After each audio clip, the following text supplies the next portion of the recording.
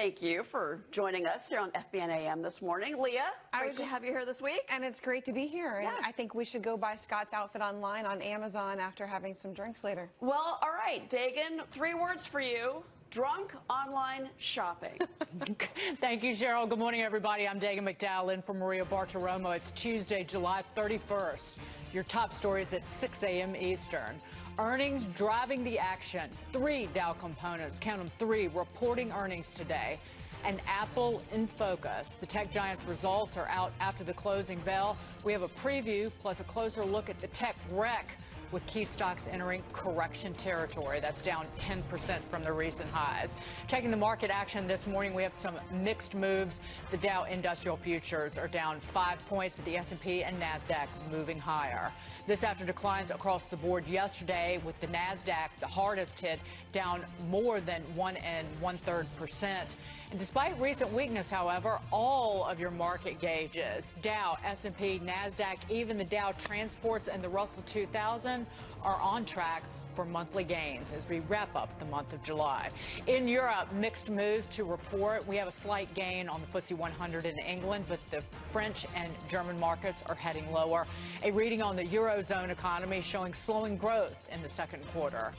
In Asia overnight, markets little changed, although we have green to report except the Hang Seng slipping 0.5%. The Bank of Japan surprising investors by keeping monetary policy, unchanged.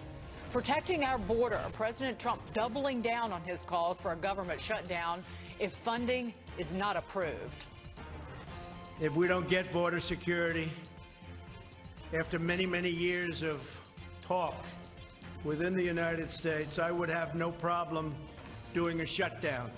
It's time we had proper border security. But one new development, a change in that timeline. The president is said to be putting a shutdown on hold until after the midterm elections. That's from a report in the Wall Street Journal this morning. We'll hear from Homeland Security Secretary Kirstjen Nielsen on that, plus cybersecurity later this morning. King James takes on the commander-in-chief. LeBron James getting political, slamming the president by saying he's using sports to divide this country. Plus, a homeless web developer and his plea for a job goes viral. Instead of asking for money, he asked people to take his resume, and it resulted in hundreds of responses. All that and so much more coming up this morning. Fox News contributor Kat Timpf is here, Wall Street Journal Global Economics Editor John Hilsenrath, and CFRA investment strategist Lindsey Bell. Much to talk about with these technology stocks, the economy. Absolutely. We have Apple earnings, Yes. coming out later today, and we have to see if this tech wreck, the correction continues. Yeah, we'll see if Apple can save the day here. And you just teed up our A block, ladies and gents, and we'll hear from you as well. Absolutely. I know you love talking stocks. I love talking stocks. I'm like the biggest expert on this panel, easily, when it comes to stocks. You're an expert on a lot. Yes. Kat Timpf. We'll get to that and to our top story this hour. The earnings parade continues with Dow Components, Pfizer, and Procter & Gamble reporting before the opening bell this morning. But the earnings story the real one, comes after the bell when Apple reports its quarterly results. Estimates are calling for earnings per share of $2.18 a share on revenue of $52.34 billion. This is the so-called FANG stocks. Facebook, Amazon, Apple, Netflix, and Google suffered another day of selling yesterday following Facebook's massive miss last week. Joining us now, senior research analyst at Neuberger Berman, Daniel Flax. Daniel, what are you looking for from Apple? Because this, again, a Facebook and a Twitter problem. Those are social media networks. Apple is a consumer electronics giant, and they don't have quite the same privacy problems and user growth problems that a Facebook and Twitter do. I think that's right, Dagen. I think what we'll look for this evening is certainly the performance of the iPhone business, which we know is in a seasonally weak quarter, but also the health of the ecosystem and really understanding how services is performing. And then looking out, we'll of course get new products likely in September. And ultimately, the key for Apple is to build a differentiated user experience and leverage newer technologies like augmented reality in order to attract new users and keep their users happy and ultimately within their ecosystem. Do you think that Apple is going to be able to provide investors what they want to hear about the new iPhones? Are they all going to be released in September, or are we going to see like what we saw last year where some were released in September and then December quarter? I think it's possible that they all get announced in September. We'll have to see with the production ramp whether the availability of the devices will all be in September or some or one of them might come a little bit later. But ultimately, I think what's key for the company is that the product needs to be ready when they launch it and ultimately bring it to the market. Apple, what we've seen historically, would rather be a little bit late if necessary to get the product right. And when you think about what they're doing, it's not just about this single quarter or a single product. It's really what they're trying to do over the medium to longer term and create an environment that the users trust them and want to have a secure experience in the Apple platform.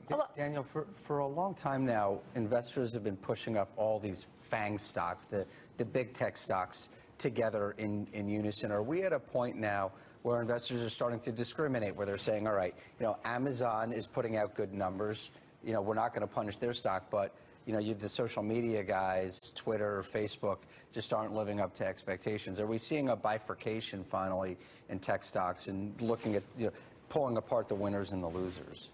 I think, John, what it's going to come down to is ultimately the growth. And so we've seen in the case of, say, Alphabet, where they're growing in their core search business, in YouTube, in the cloud. Amazon, which you referenced, is doing a good job both in their core e-commerce platform and newer areas like Amazon Web Services. Their cloud business and advertising is a newer business for them, too. In the case of others like Facebook, where the growth, as management has telegraphed, is slowing, you have that coupled with the fact that there's really a larger issue at play here in terms of how they are going to navigate the future of their user experience. And as we, I think, all appreciate, privacy, data, security, that's really, I think, rightfully coming to the fore. And Facebook and others are trying to figure out how best to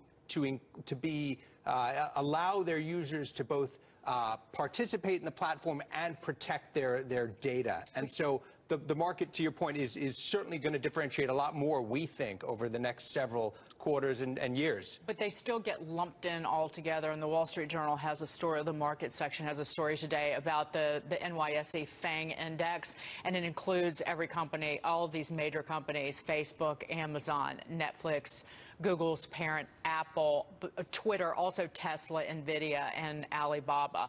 But that's now in correction territory. It's down 10% from the recent high, the recent record on June 20th. Not the first time it's happened this year. So that's a really important reminder, Lindsey. This is the second time that group of stocks has entered correction territory this year. Right, and I'd like to hear what you have to say, but I kind of think that this move has been overdone. This isn't a sector that's entirely dead. Yes, growth is slowing, and maybe there's bigger problems within the social media aspect of technology.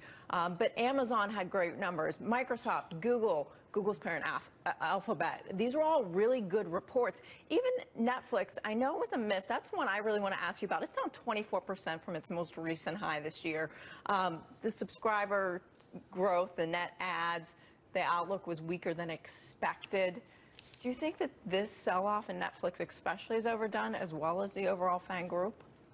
Well, with respect to the overall FANG group and Netflix, it's going to come down, I think, to each company's ability to drive performance and ultimately grow. I think what we appreciate in video, and Netflix has certainly done a terrific job, is that they need to continue to invest in content and really drive adoption, certainly here, but also internationally. But there's competition, of course, and others are looking to get into the space as well. When we look at some of the broader FANG, or to your point on a lot of these fast-growing companies, we really look for them and analyze them one by one. I think it's difficult to draw a broad brush across them. So, for example, you mentioned Microsoft. That's a company we continue to like.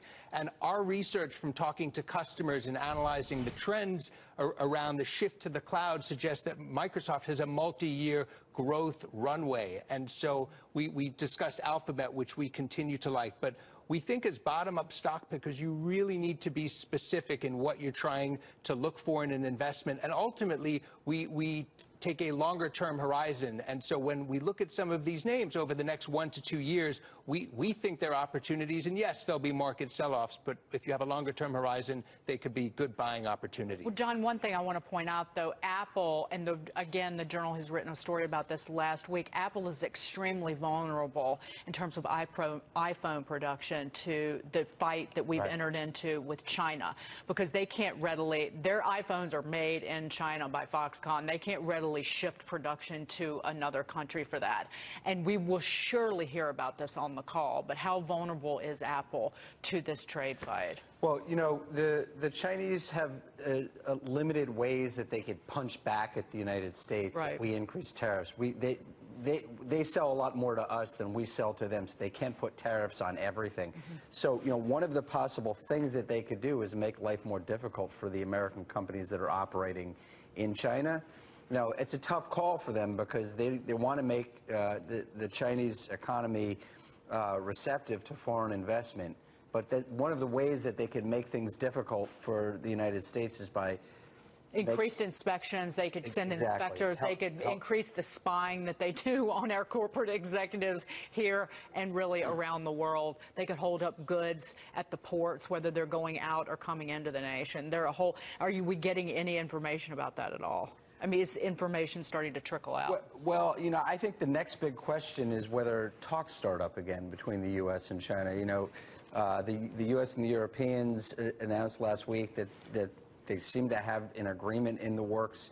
Is the U.S. going to start talking to China again? So that's on hold right now. Real quick, Kat, I want to get your sense, though, because we talk about these technology stocks selling off every day. Despite, you know, month to date, all the market gauges are up. The Dow transports are up the most of any of the major market gauges. But how much does this affect people's, if at all, feeling about the overall economy, the wealth in the country, particularly among your age group? I don't think it really affects it whatsoever. I don't think people look at the small, tiny ins and outs of this. I think that people are concerned about the tariffs specifically, as we just discussed. I think that they're a tax. Tariffs are taxes, and I don't think that people are really as excited about them as many of President Trump's supporters specifically are. Dan, I'm going to give you final word. Whatever you want to say, put an exclamation on this for us.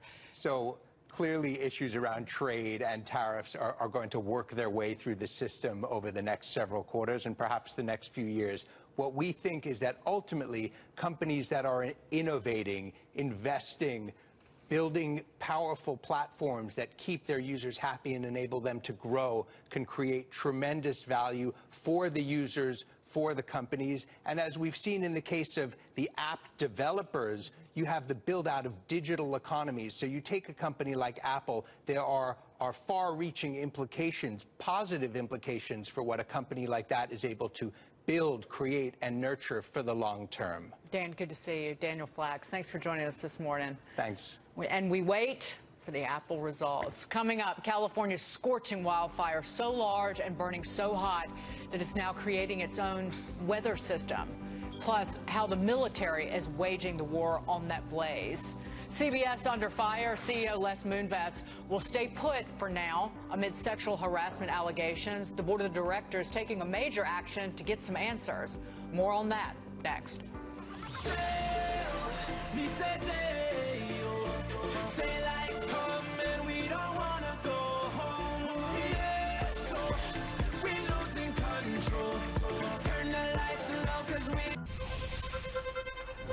The Dow is searching for some direction this morning, but we still have green across the board to wrap up the month of July. 12-point gain on the Dow futures.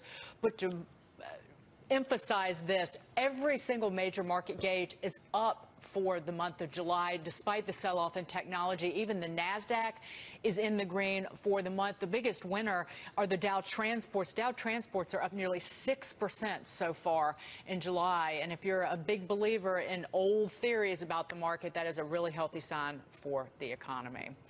Moving on to the U.S. military joining the fight against the deadly car fire in California. Cheryl Casone has more details. Cheryl? That's right, Dagen. The deadly wildfire in Northern California has now burned over 100,000 acres. Some 12,000 firefighters are battling this fire right now. This is the 9th most destructive wildfire in the state's history. Fire so powerful, it is creating its own weather system with strong winds, making it difficult for fire officials to predict which way it's going to spread next. The car fire is about 23% contained right now. And about 800 California National Guard troops are also fighting the wildfire. The military has also deployed its Chinook and Black Hawk helicopters to assist rescue crews and fire crews with this devastating tragedy out in California. Well, the CBS Board of Directors has decided to use outside counsel to conduct an investigation into CEO Les Moonves after he was accused of sexual misconduct.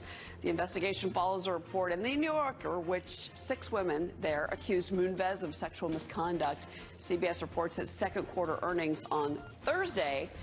Shares of CBS are down about 8% this year. The board, of course, speaking yesterday. Well, General Electric is selling off its digital assets. They are shedding a key software initiative of former CEO Jeff Immelt. GE Digital has continued to lose money despite billions of dollars in investment. The company has now hired an investment bank to run an auction for the operations. Shares of GE are down 25% so far this year. And then finally, there is a pretty neat story of perseverance. A homeless man received more than 200 job offers after handing out resumes while he was standing next to a highway. This happened in Silicon Valley, of all places. 26-year-old David Kusares, dressed up in a suit, held a sign that read, "Homeless, hungry for success, take a resume." His luck changed after his job pitch went viral on the internet. Kusares, who, by the way, has a degree, college degree, planned to launch a tech startup, but he ran out of money. Some of the job offers reportedly are coming from Netflix, Google, even Pandora, Dagen. So the moral of the story, Silicon Valley does have a heart. Back to you. Absolutely. Kat Timpf, I know you love this story. Oh, I love it. It's my absolute favorite. Yeah, this is so nice. Because it's ingenuity. It's you know, pull yourself up by your bootstraps. And again, it's people reaching out to them. Yeah, anyone can just, ask for money, and it's really sad to see something like that. But this guy, someone who believes in himself. He says, I have something to offer. I can take a job. I can do this for you. And I think that's absolutely wonderful. Can I give you the geek response to this? I fully expect that, John Hilsenrath. As yet another example of how tight our labor market is. We've got a 4% unemployment rate, and companies everywhere are just, they're literally searching the streets for people. There's more jobs right now than there are people to fill them. So I think that this is a great idea. And so a man on the street can get a job. But we see this with people with disabilities getting jobs, ex-convicts getting jobs. Minority unemployment rates are lower than they've ever been before. This is a great example of that. It really is an incredible economy that is opening itself to one and all. Well, and I think this guy actually had the skill set that, Google and Alphabet and all those the tech companies wanted that were reaching out to him. But some of the people at those companies, when it comes to hiring, they can be pretty and haughty about where you went to college, and they want Ivies. But you know what? There's some incredible people who didn't go to Ivy League schools, and that shines a light on maybe you need to wipe away that snootiness at some of these tech companies. Absolutely. I know that for a fact. Coming up, President Trump doubling down on his calls for a government shutdown if border wall funding is not approved. But why he is changing his timeline for that threat? That's ahead. And never leave anything or anyone in the back seat again. The details on Nissan's innovative alarm system becoming a standard feature. Wake me up before you go, leave me hanging on like a yo-yo. Wake me up before you go, I don't want to miss it when you hit that high. Wake me up before you go, 'cause I'm not planning on going solo. Wake me up. We're working closely with our European partners, including Italy, to ensure fair and reciprocal trade. Now is also the perfect time to expand commerce between the United States and Italy. America's booming economy, setting records in so many categories, creates enormous opportunities for investment. That was President Trump talking trade after meeting with Italian Prime Minister Giuseppe Conte yesterday. And he heads to Florida later today, is expected to tout strong economic growth at a workforce event and a Make America Great Again rally. Kat, what would you like to hear from the president tonight? Because the trade issue and how strong the economy are they tied together, or are they the opposite ends of the spectrum in terms of saying what his supporters want to hear? I think that they're definitely a little bit separate. The economy is doing very well right now, but when you talk about trade and tariffs particularly, there's a bit of a risk there when it comes to the economy. And I just think it's very interesting that this is a Republican president. This is a president who says he's conservative, but the conservative point of view has always been more of a free trade point of view, and now President Trump with his America First type of view, that's really more of a Democratic view, or at least it has been in the past. Well, John, that's the interesting thing, is that he really, this is the strange middle ground where people act like that the Democrats and Republicans, or people who are liberal and conservative, don't meet. But when it comes to getting tough on people who have been cheating us, and I named China, they've been stealing intellectual property from us, forcing the surrender of our own technology. When he's able to talk about that, it does bring different groups of people together, and certainly rallies an interesting voter base, if you will. Well, you know, what the president did in the 2016 election was take over blue-collar America, basically. You know, he taps into people who feel disaffected by trade in manufacturing towns in particular, and when people see him pushing back on China in those places, it rallies support for him. The question is, what does it do for the rest of the country? You know, when you talk about pushing tariffs through on automobiles, you could be talking about cars that cost you $24,000 instead of $20,000. But he de-escalated that fight last week, meeting with Jean-Claude Juncker from the European Commission. That seems to at least be on hold. That was arguably the biggest concern for the stock market. Well, what a lot of people have been arguing to him is that he needs to focus on China and stop going after allies like Canada and Europe. And it's hard to know what his strategy is, but what we might have seen is that pivot taking place next week. And so what I'm waiting to see is what's his next step going to be on the Chinese. There hasn't been any talk for several weeks now. Are they going to get back to talking, or is he going to ratchet things up? And we just don't know where he stands there. Well, let's talk about China. China, as John pointed out, we have a lot more leverage in terms of the amount. We buy more than $500 billion worth of goods from China every year. They buy about $130 billion from the United States. China is already feeling the effects of tariffs. Economic growth is beginning to slow due to lower demand for domestic goods. Here's Secretary of State Mike Pompeo on solidifying the U.S.'s economic position overseas. The Trump administration is committed to expanding our economic engagement in the Indo-Pacific region. We seek to capitalize on opportunities in accordance with the principles of freedom and openness. Every nation and business can have confidence that the United States will continue to create the conditions for mutual prosperity in a free and open Indo-Pacific. President Trump will strike while the iron is hot because there are clear economic benefits at hand for the American people. We seek to work with anyone to promote a free and open Indo-Pacific, so long as that cooperation adheres to the highest standards that our citizens demand. Lindsey, your thoughts on that? Yeah, see, I think this is where the Trump administration is showing that they really do want open and free trade across the globe, and especially within the Asian market. And with China in particular, these tariffs are the Trump administration's way of getting China to the table to maybe negotiate better trade deals and address the theft of intellectual property and technology.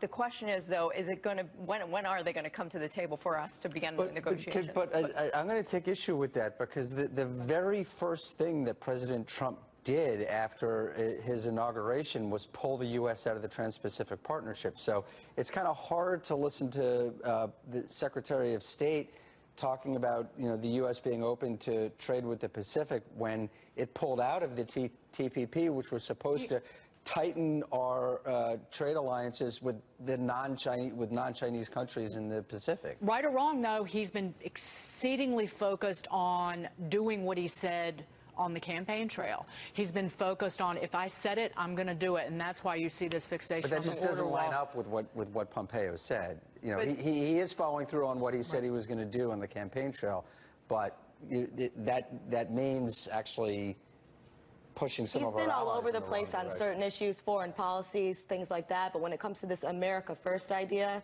he's been very consistent the entire time. He has, and I want to get your read. We're going to talk about it later. I'm going to tease this. Morgan Stanley is warning clients to prepare for the biggest stock market sell-off in months, so hold that.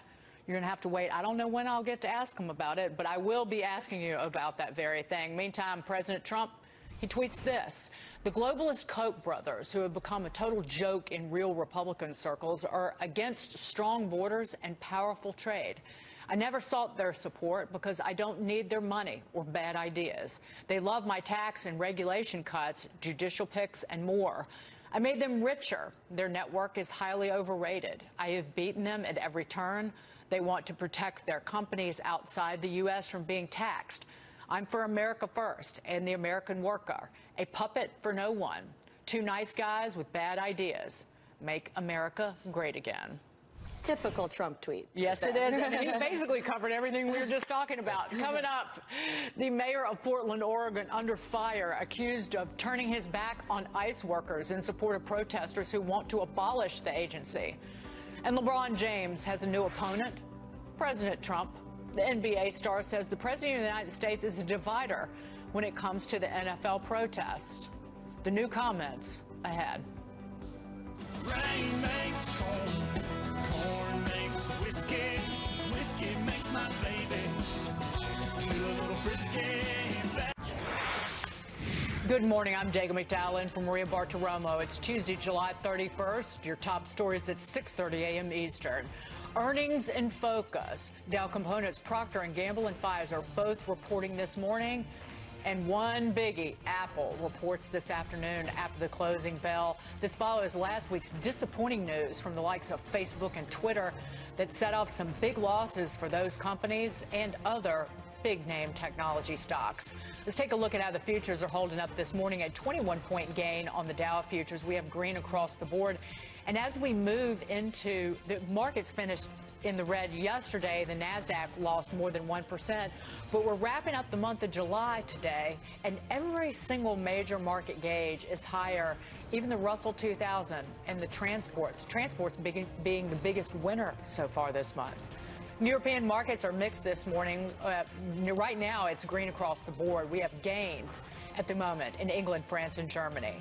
And in Asia overnight, it was the same story. The only loser there, Japan, Shanghai, and the Kospi in South Korea all heading higher. The only loser, the Hang Seng in Hong Kong. Plus, building a wall, the wall. President Trump speaking out again yesterday on securing America's borders. We have immigration laws, we have border security, we have all sorts of things going on that it's disgraceful. We are doing a phenomenal job. We're setting records, but we have laws that don't work.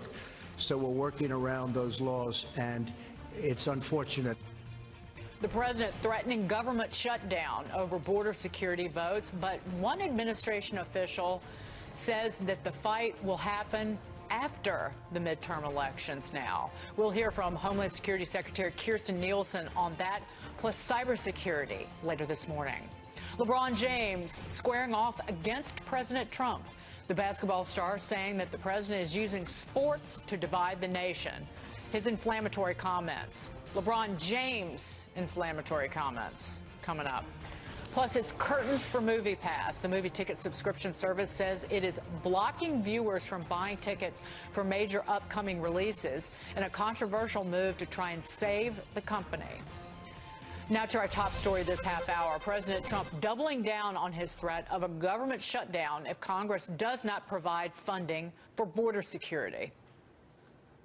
I would certainly be willing to close it down to get it done. As you know, we are already approving things in various bills, including we're going to be taking care of the military. We always put the military and law enforcement very high. But I would be certainly willing to consider a shutdown if we don't get proper border security. However, one administration official says that the president has agreed to delay the fight over border security until after the midterm elections in early November. This is according to a story that's in the Wall Street Journal today. Here now, Payton, a staff writer for The Federalist. Bree, how important is the border security and the wall for Republican voters this fall? And would a shutdown actually rally the base? Yeah, I think that this speaks to a larger issue within Congress and just how dysfunctional it is. I mean, this is an entity that hasn't passed a real budget in something like 20 years. And the only time you're able to get them to pass just a continuing resolution is when there is a shutdown looming. So I think rhetorically it makes sense for Donald Trump to threaten this, because this is the only time we ever see Congress actually taking things seriously and actually doing things. I also think it's not surprising that there is an administration official out there who's reportedly saying that Trump is expected to kind of soften this eventually. This is what we've seen kind of time and time again. I mean, you know, voters were promised a giant, massive wall that Mexico was going to pay for, and it was going to be just this entire wall of concrete. And, you know, now it's like, okay, we're going to get a wall in certain sections along the border. And right. So I think that there is the tough line that comes out, and then there is a bit of a softening and a realization and a willingness to be a little bit more realistic given geographic or just other political constraints that he's facing. Kat Timpf? Yeah, Bree, this is Kat. Hi. So what is the point then of, if he's already said he's going to do it, what do you think is the point of waiting until after the midterm elections? Yeah, I mean, politically, I can understand why you would just want to delay that. I think that that would spur Republican voters to come out and say, okay, we've got to vote a lot of Republicans in there in order to make sure that we can get the wall that we have been wanting throughout this whole time. And I think it's also a motivator for Democrats to say, you know, let's make sure that we get our people in order to make sure that this wall, the funding for this wall doesn't happen, that it doesn't go through. So I guess I can see how this is a motivator for both sides of the issue, and I think it'll be interesting to see how this plays out in November. John Hilsenrath, though, I mentioned earlier, Trump has delivered on essentially every promise that he made on the campaign trail, except for the wall funding. There was only $1.6 billion in that gigantic omnibus spending bill, which the president did sign. $1.6 billion for essentially fencing, replacement fencing for the wall, and there were no restrictions on these sanctuary cities. Congress carries the power of the purse. They didn't put anything in there to deprive those cities of funding, and the president, after signing that omnibus spending bill, he was clearly upset by that. So do you think it comes to a government shutdown, even though the Journal is reporting that there's some behind-the-scenes agreement to avoid that until after November? I think what's going on here is that the president has lost his patience, and this reminds me a little bit of what happened in the trade fight. You know, in his first year in office, a lot of his top advisors, including Gary Cohn, tried to put off confrontations over trade, and then finally he lost his patience and he said, no, we're going to move forward with tariffs, and he did, and that's been the story of 2018. I think he's lost his patience on this question of border security and a border wall. But now, instead of people like Gary Cohn, you have people like Paul Ryan and Mitch McConnell say, all right, just wait until after the election, because this is a political loser for the Republican Party when they're trying to hold on to the House. So I think he is going to carry forward with the threats, but they're just trying to hold him off to make sure that they don't lose the House in the process. Well, speaking of Paul Ryan and Mitch McConnell, although some Trump supporters see them as the enemy, maybe not as much, Bree, as the Democrats. Nevertheless, it is the House largely and Mitch McConnell in the Senate that pushed through President Trump's biggest legislative win, and that's those tax cuts. And that's one of the reasons that the economy is growing north of 4% right now. That's one of the reasons that unemployment is so incredibly low, that we've got more job openings than people who are unemployed at this point. So again, if you want to run on the economy above anything and everything else. Yeah, absolutely. And I think the economy, even though it was politically difficult for them to get it done at the time, I think that is a bigger priority and a bigger win, I'm putting that in quotes, than the border wall would be necessarily for them. So I guess it kind of makes sense that was able to get done before this border wall funding was able to get done. And I think this also speaks to the larger dysfunction within the Republican Party, which is that, you know, they haven't been recruiting individuals that are going to vote a certain way across the country. They haven't been, you know, putting together a strong coalition that's going to vote as a bloc. And they don't use carrots and sticks. They don't throw people off of committees if they don't vote the way that they want them to. And I think that speaks to a larger problem within leadership, that they aren't willing to use the tools at their disposal in order to get things done. Moving on to this story, Bree, ICE is alleging that the mayor of Portland violated the Constitution by supporting Abolish ICE protesters, ordering the police to stand down and failing to protect ICE employees. Do cities like Portland hurt the Democratic Party ahead of the midterms in terms of messaging? Oh, I think absolutely. I mean, listen, if you're upset about the way that ICE is handling itself, if you're upset about the policies, there's a way and a means in order to protest and speak out against it and raise media attention. I mean, individuals were upset that ICE was separating individuals coming over illegally, separating families from their parents, or separating individuals coming over together. And ICE has changed that policy. So there is a way to affect change, and it's not by confronting disabled veterans while he's reportedly going to pick up his daughter from summer camp. That's not the way to do that. And I think Portland Mayor reportedly telling police to stand down and not interfere with these protesters and protect ICE federal employees, I think that that's totally nuts, and reveals that many within the Democratic Party, they really just don't like the fact that we have a border. They don't like the fact that there are laws. I think it's demonstrated that the Democratic Party, many factions of it, however I should say, have jumped the shark on this issue. Yeah, and I would just encourage all of these elected officials to go online and actually read what ICE does in terms of disrupting and breaking up, child trafficking and human trafficking. So, as if that's not a valuable, necessary task that ICE takes on each and every day, and men and women putting their lives at risk for that. Bree, good to see you. Thank you so much, Bree Payton. Staying tuned as both Florida Congressman Ron DeSantis, he wants to be governor down in Florida, and President Trump's heading in that direction down to Tampa for a rally this evening, and also Homeland Security Secretary Kirstjen Nielsen are coming up later in the show. But shortly, LeBron James takes on the commander-in-chief, why the NBA star is saying the president is using sports to divide this country. Plus, and MoviePass, not getting a pass from fans after the company pulls major movies like Mission Impossible Fallout from its program. The internet backlash, instant and brutal.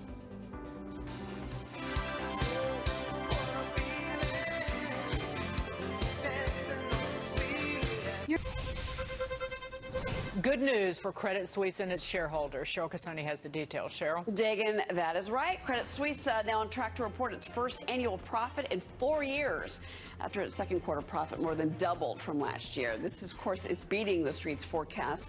The Swiss bank, though, also warning that trade and geopolitical tensions, along with changes in central bank policy, could hurt results for the rest of the year. Taking a look at the stock right now, it is higher in the pre-market, up more than a little more than 2.5%, excuse me. Well, Nissan is installing its rear door alert system in more of its vehicles. The company is going to add the feature to all of its four-door cars, SUVs, and pickups for the 2019 model year.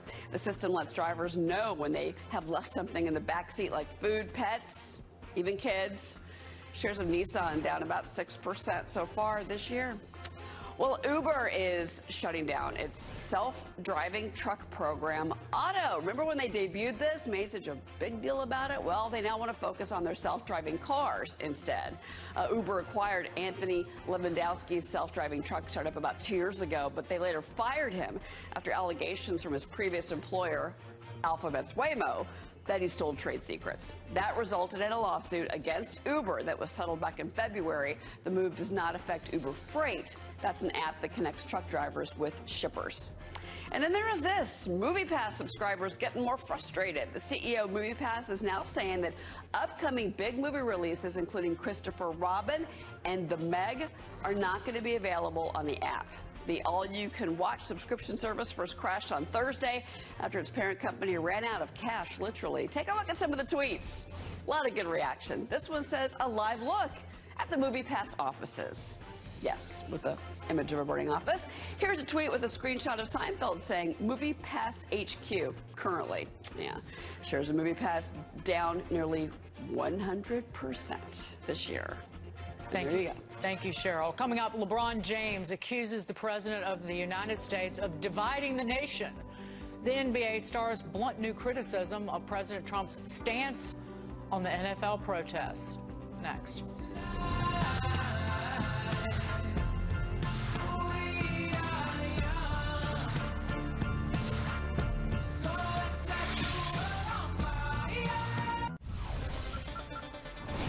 NFL concussion settlement payouts hit $500 million in less than 2 years. Jared Max is here with the story. Jared? Dagen, good morning. Some good news here. Over 20,000 players have registered to receive potential benefits under the NFL's concussion settlement with former players. News broke yesterday on the same day when 24-year-old linebacker Joshua Perry announced his retirement, having suffered 6 concussions. Report released that shows the NFL is almost a full decade ahead in its projections for payouts. While the league had been criticized for dragging its heels on payments, now the NFL has distributed over $502 million. It had been projected the league would pay $400 million the first decade. The settlement just went into effect January 2017. 521 players have been paid. Now projected the league will pay $1.4 billion when all is said and done. Christopher Seeger, co-lead counsel for the players, says, quote, "We encourage all eligible former players to immediately sign up for a baseline assessment. They can take comfort in knowing that compensation will be available for more than 60 years if they develop a qualifying condition, the settlement fulfilling its promise to former NFL players and their families." While the NFL's national anthem debate remains, so does conflict between sports and politics. While President Trump has been outspoken about his strong desire for NFL players to stand and honor the national anthem, his involvement has been questioned recently by some. Cowboys owner Jerry Jones called his involvement problematic, and last night LeBron James said this. He's kind of used sport to kind of divide us, and that's something that I can't relate to, because I know that sport was the first time I ever was around someone white. Sports has never been something that divides people. It's always been something that brings someone together. And these comments from LeBron James, nothing shocking when we consider that he had said he wouldn't go to the White House, say, even before they knew they'd go to the championship. Well, I'll just point out something that one of our viewers, John, tweeted a short while ago as we were teasing this segment. He said, actually, people in sports are the people dividing the country. That President Trump is the one trying to heal it by calling the players out for divisive actions. So LeBron James feels one way, but a lot of other people in this country are on the other side of the field, so to speak. This morning, Leah Gabriel mentioned that who kneeled first. And you think, wait a second, Colin Kaepernick kneeled first. Roger Goodell, had he handled this in a strong manner, would President Trump even be involved in this conversation? Right.